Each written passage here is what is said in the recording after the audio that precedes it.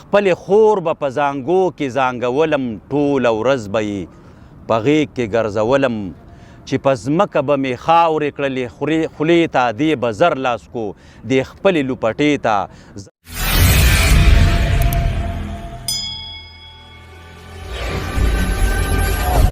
د خور یو نظم دی دوی ټولو ته ډالۍ کومه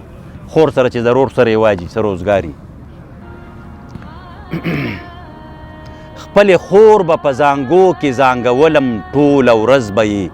په غېږ کې ګرځولم چې په ځمکه به مې خاورې کړلې خولې ته دې به زر لاس کو دې خپلې لوپټې ته زر د خاورو به یې خوله کړه راله پاکه راوچت به یې کړم د خاورو د خوراکه په تادی به یې بهر کړم دروازې ته یو زنځیرو زموږ ځوړند دروازې ته د زنځیر په شړنګهار به یې قلار کړم صحت پس به یې خبرو ته تیار کړم ګرځولم به یې ټوله ورځ یوازې ما به ناڅاپه راپرېښودې متیازې په متیازو به مې څښاور له جامې کړې روڼو خویندو له سپېره د مخ ګونې کړې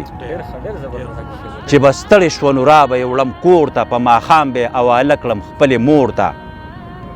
چې به لږه غوندې دا خواره دمه شوه زما مور به ورته ناڅاپه غوسه شوه جینۍ پاسه د ماښام تنور لمبکه چې تنور تود شي بیا ټول څاروي اوبکه زما خور به دغه ټول لوښي کنګال کړه پس ته دې به یې په کچل کې سنبال کړه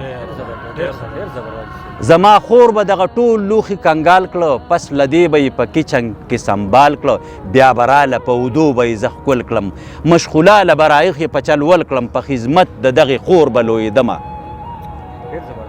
په خدمت د دغې خور به لویېدمه چې زلمې یې کړمه هله شوه بېغمه زلمیتوب و د ځوانۍ په ما دورانو بیا زما د خور زما واده ارمانو زلمیتوب و د ځوانۍ په ما دورانو بیا زما د خور زما واده ارمانو اخر ماله یې ډولۍ راوړله کور ته بیا خیالونه مې بدل شو دغې خور ته په هوا شوم چې مې ښځه ولیدله د هغې په سر دا خور به مې وهله په هوا شوم چې مې ښځه ولیدله د هغې په سر دا خور به مې وهله دغه خور یو ورځې ماته په ژړا شوه د سوالګرې په شان ماته راګویا شوه زما تا سره یې پلار خو مې بیمار دی هم شلېدلې لوپټه هم مې پیزار دی زما تا سره یې پلار خو مې بیمار دی هم شلېدلې لوپټه هم مې پیزار دی چې ورندار له مې جامې راوړي ای وروره ماله هم چېرته ارزانه جوړه ګوره زما ښځه ورته سره شوه د غوسې نه ورته وایي په قلاره باندې کښېنه یې په کور کې راته ناسته تر قیامته رور په تا به وي تر کمې ملامته غریب نیولې شوه دا خور مې په ژړا شوه زما ښځې ته په دا رنګې ګویا شوه دا وړوکی و چې ما قلارولو ټوله ورځ به مې په ټوټه ګرځولو په خدمت کې د دې رور لاړم بوډۍ شوم اوس چې ته رالې نو زه لاړم پردی شوم په خدمت کې د دې رور لاړم بوډۍ شوم اوس چې ته رالې نو زه لاړم پردی شوم په اسلام کې خور د رور وي حصهداره وي پوره د پلار په ګټه کې حقداره خدایه څنګه پښتونولي څنګه نظام څنګه اسلام دی خدایه څنګه پښتونولي څنګه اسلام دی دا د خور سره د رور څنګه نظام دی چې واده وکړي او سپکه ورته خور شي ای عجزه په بلا دې داسې رور شي ای عجزه په بلا دې داسې رور شي خوشحاله اوسئ الله دې خوشحاله کړه ډېره مهرباني